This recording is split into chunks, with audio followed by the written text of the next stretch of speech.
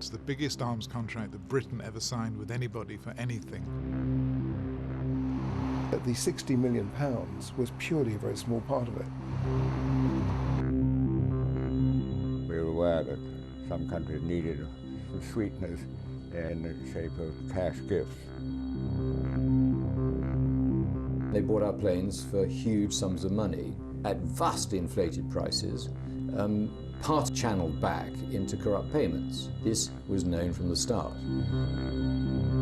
Clearly there was a massive operation underway from BAE Systems to persuade the government to drop the inquiry. Then there was also pressure from the Saudis, clearly.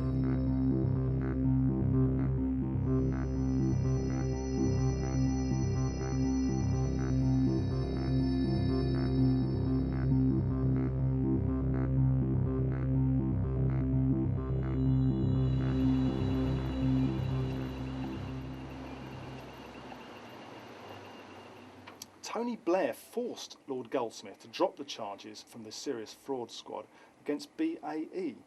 This is what The Guardian reports today, and with me is David Lee, who wrote the story. David, remind us first of all what the Serious Fraud Office was investigating. The Serious Fraud Office was looking into allegations that BAE, Britain's biggest arms company, has been paying bribes on a massive scale to Saudi Arabia to cement arms deals. What does BAE say? As usual, they don't say much.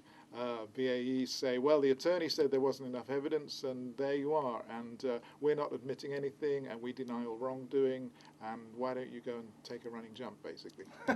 And Lord Goldsmith also... The arms deal with Saudi Arabia has been a subject of intense controversy in Britain ever since it was signed, partly because it was so huge, partly because the Saudi royal family have such a bad reputation in Britain over human rights and corruption, and partly because this deal has been unusually secret.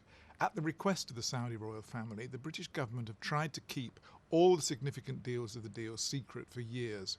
So it's been one of the great mysteries of British political life.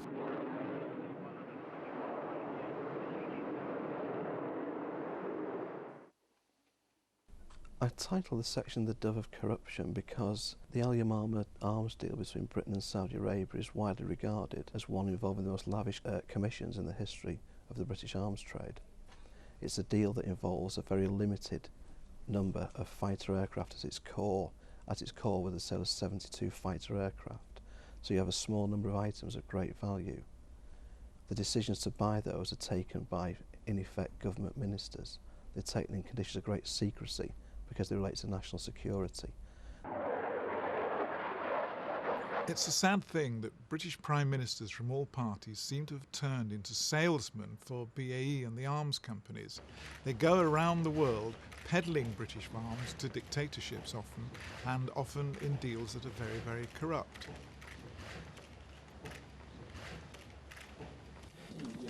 Aircraft are very expensive these days, and so you don't want them to have just one role when that one role is advanced training. So they also are being adapted for a strike capacity, a ground strike capacity, which is why you've got these on.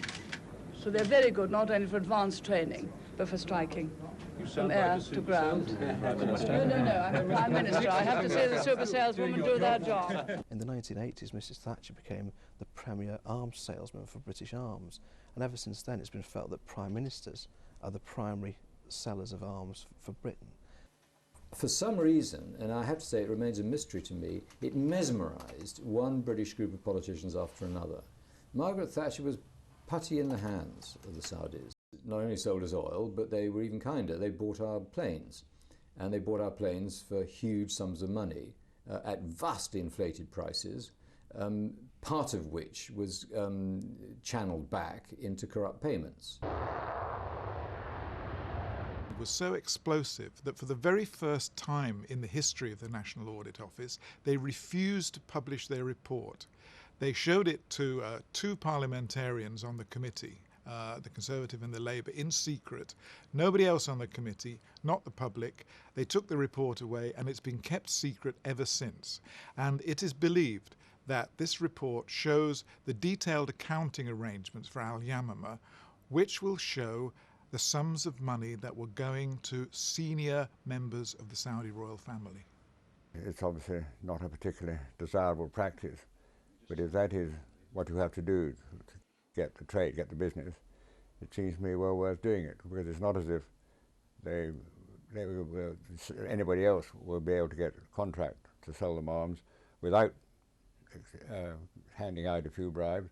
So the choice is really to either we get the contract, or the Americans or the French, say, get the contract, when they'll be paying bribes too. So it's no point in being too high-minded about it, because it won't cut down the bribery. It will merely transfer it to somewhere else.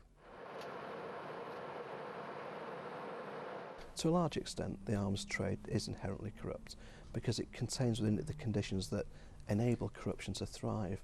It's surrounded by secrecy, justified in the name of national security, which means it's very difficult for overseers from Parliament or the general public to look into arms deals. The decisions to buy are made by small numbers of powerful government ministers, and the sales are protected by governments who also see selling as being a state secret. You have a pretty spectacular case with Saudi Arabia. You have the biggest arms contract in history. You're selling them jet fighters they don't really need, they never use. You're selling it to a country that does not respect human rights, it's not a democracy. But just because they sell you oil and now they're buying your weapons, you're purporting to be nice to them. But in the case of the contract, it was known from the start. This was surrounded by corruption. The intermediaries in the contract, and at each stage of the contract, were demanding payments to be made into Swiss bank accounts, they were demanding flats, they were demanding girls. Everything was going on with this contract. Everybody knew that was the case. The Typhoon is ideally suited to the needs of the Royal Saudi Air Force. It's a versatile, multi-role, swing-role tactical fighter. It does everything that the Saudis want it to do. And moreover, it's not an aeroplane purely designed for European operations. It was always designed to be a rapidly deployable regional reinforcement aeroplane. So it has the performance and the capabilities that Saudi needs, and it's cost-effective. Today's signing at Lancaster House was the triumphant climax to a year of patient bargaining. Saudi Arabia's When you deal with Saudi Arabia, you're not dealing with a country, you're dealing with a single family, the royal family. The Al-Yamamah deal was done with a particular branch of the royal family. Prince Sultan, who is now the Crown Prince, was then Defence Minister, and his son, Prince Bandar bin Sultan, are the two who were closest to the deal and most closely involved.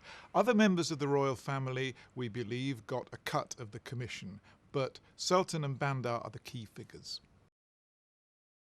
One member of the Saudi royal family closely involved with this deal is Prince Turki bin Nasser. He is the son-in-law of Prince Sultan, the Crown Prince, and he was given the title of head of the Air Force. So he's been closely involved with Al-Yamamah for the last 20 years. In states with very closed systems, where traditionally people have sought to profit from decision-making in governments, then it's reasonable to assume that, to an extent, a consideration in place in order might be what they actually gain from it personally. The price being paid by Saudi Arabia is, a secret between the British and the Saudi governments. We have a good idea of how much Eurofighter costs, but the cost of a military aircraft can be calculated in so many different ways.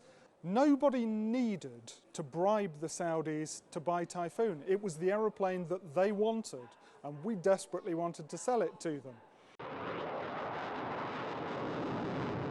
Peter Gardner, he ran a travel agency which was used by BAE as a conduit for their slush fund.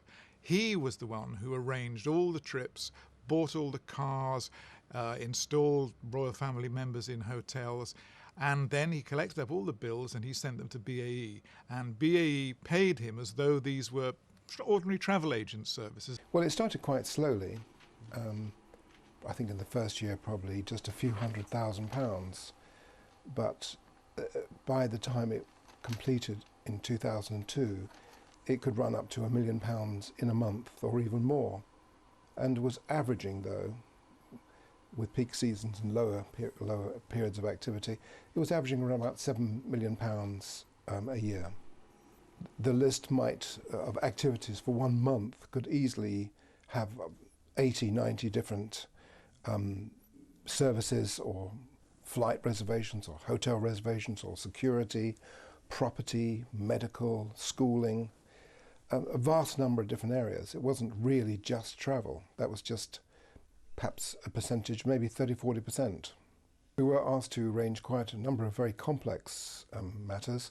I recall one which was Prince Turki's daughter was being married in Saudi, and we sourced a video editing suite which cost some £200,000, which was then shipped to Saudi Arabia and assembled there. Yes, the invoice was sent to British Aerospace in the usual manner.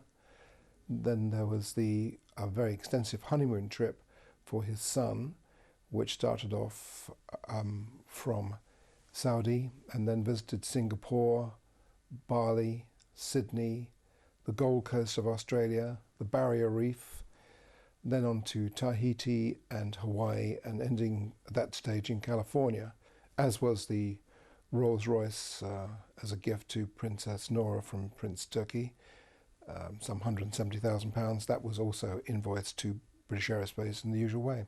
During the summer months, the entire family would like to get together. That was Prince Turki's family and also Prince Nora's family and their close relatives. And it would often be something like 70 people, plus security, maybe 20, plus 20 cars, would perhaps visit somewhere like the Plaza Hotel in New York. And that could be quite complex and very expensive, because we'd invariably try to clear a floor so that everybody could stay together. From 1989, maybe 1990, we always paid for the accommodation that was occupied by the Saudi Defense Attaché and his family. Usually a very nice house somewhere in the London area, and that would cost up to about, say, £30,000 a quarter, which was always invoiced to BAE, and that certainly continued for the entire programme. It's very surprising that the defence attaché, for example, of Saudi Arabia, should have all his accommodation expenses for himself and his family paid for by BAE, a private company. This means that a Saudi official, and an important one too, is basically in the hands of a foreign commercial company. That's a very strange way to run a country.